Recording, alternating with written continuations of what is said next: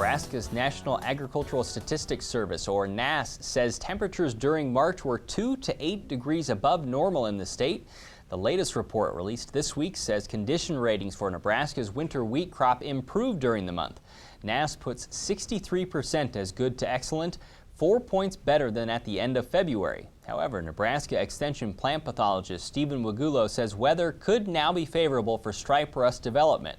We talked with Stephen Wednesday morning at UNL's Havelock Fields and began by asking about the current condition of wheat across the state. The wheat is actually in pretty good condition right now.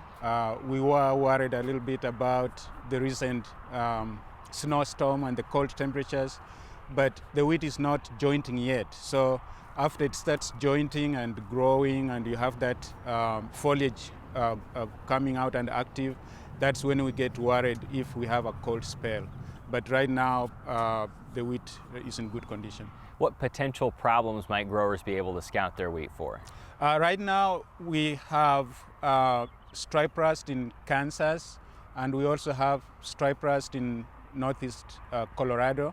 And so growers need to be on the alert for stripe rust because it has blown into our region sooner than normal because we have had very warm temperatures in January, February, and March.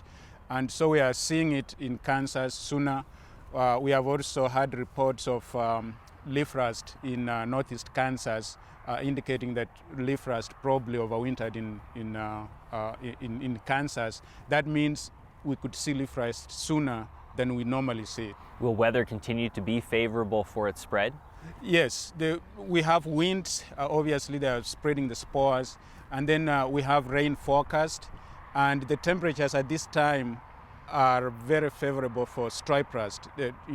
50 to 60 degrees Fahrenheit, that's the optimum for stripe rust. It's already active in Kansas. And even though our wheat is not jointing yet, we should be out to scout just in case we see stripe rust. We should be prepared to spray to stop it. What specifically should growers look for? They should look for stripe rust will form yellow stripes on the leaf, on the foliage, and for actually young wheat, you may not see those stripes. You may just see diffuse cloud of spores on this leaf surface. The stripes tend to form on older leaves, so you won't see those stripes until the wheat is a little more grown than right now. But you look for yellow spores. That's how you tell stripe rust. I don't expect to see leaf rust just yet, but with leaf rust you will see brown rust, like red-brown spores randomly scattered on the leaf. So at this time, I'm worried about stripe rust more than I am about leaf rust. What are the treatment options for stripe rust then? So for stripe rust, we want to look at fungicide options, and the important thing with fungicide treatment is timing. So if you see stripe rust in your field and the wheat is at the jointing stage, that means you can feel the nodes on the stem. Then at that stage, if you see stripe rust and cool conditions are forecast, then you may consider applying a fungicide at the jointing stage to stop it.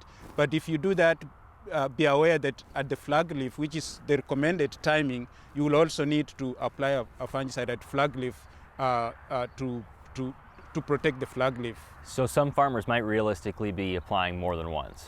Yes, given the conditions we had last year and given the high risk that we are seeing right now, some growers may have to apply twice in order to protect their wheat crop.